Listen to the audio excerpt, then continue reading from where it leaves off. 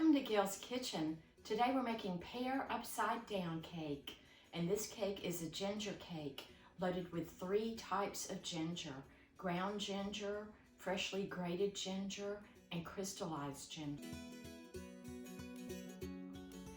This cake is made in a 10-inch cast iron skillet. And you need 4 pears, halved and cored. And what you want to do with your pear is peel it, halve it, and then cut out that center core. And then there's this little section running right there up to where the stem is. And you want to very gently cut that out. First step is to get our pears caramelized in the bottom of our cast iron skillet. So you're going to take a 1/4 cup of butter and just cut that up and put in a 1/2 cup of brown sugar. And we are going to heat this over medium heat and dissolve our sugar. Our butter has melted and we are stirring the brown sugar until it's no longer grainy. That looks pretty good. Let's remove it from the heat. Now let's lay in our pears, cut side up. We sprinkle a 1/4 cup of crystallized ginger on the top, chopped crystallized ginger. And now we're going to set this aside. So make sure it's off of the heat. For our cake batter, we're going to use a medium bowl and we're going to whisk together our dry ingredients. 2 cups of flour, all-purpose flour, 1 teaspoon of baking powder, 1 teaspoon of baking soda, 1/4 teaspoon of salt. So let's add our dry spices, 2 teaspoons of ground ginger, 3/4 teaspoon of cinnamon, 3/4 teaspoon of ground cloves. I also add a 1/4 teaspoon of allspice to my cake. It's not in the original recipe, but I really do like the allspice in this cake, so that's optional. Let's set our dry ingredients aside while we get the remainder of our batter ready. Add 1/2 cup of softened butter to a large bowl, and we are going to beat this for about 30 seconds with our mixer.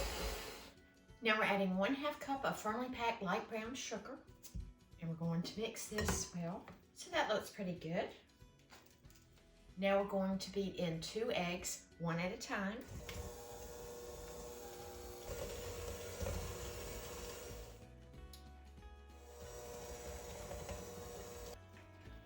We're not trying to beat air into this mixture, so we're just using no higher than medium speed, just to get it mixed. Now we add 1/2 cup of molasses.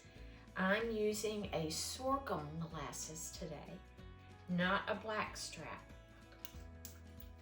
I adore molasses. I grew up eating molasses almost every day after school. It's very mild. This sorghum molasses is very mild. I don't think you want to use a blackstrap, so try to find a mild flavored molasses. I'm going to add 2 tablespoons of freshly grated ginger.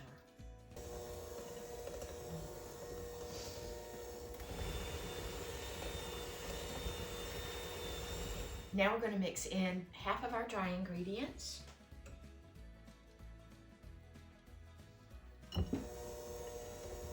Now you can start to smell that spice.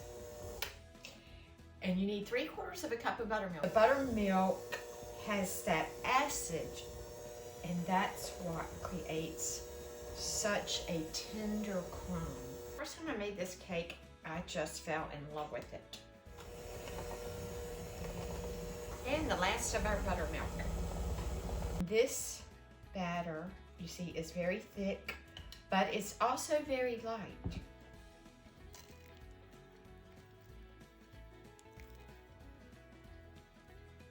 Just spread that over your pears.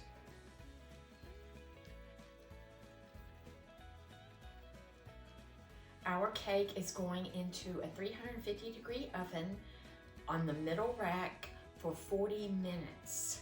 I'm going to check it at about 35 minutes with the toothpick and see if it comes clean. The house is going to smell so good. When this cake is baking, you know it's the holidays. Our pear upside down cake just came out of the oven, and we're going to use our toothpick near the center. Came out clean. As with any cake, the center cooks last. It may look like the outside's a little overdone before the center of this cake is done, but this cake will be moist and delicious. We're going to let this sit for 5 minutes on the cooling rack. Then we're going to invert this beautiful pear upside down cake. Our cake is cooled for 5 minutes and it's starting to pull away from the pan. Going to take a table knife around.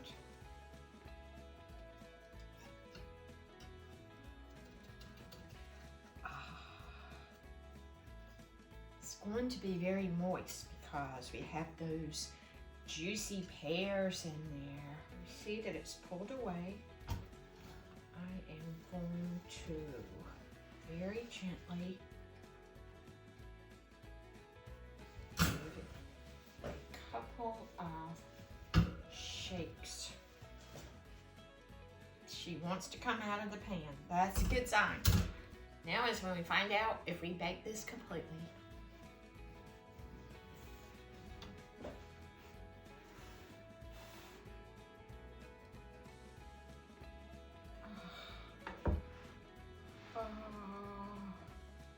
Just look at that. It is so good. It is just beautiful with those pears. The flavors with the lush sweet pear and the ginger richness in this cake. This combination is just up there in my top 10 favorites.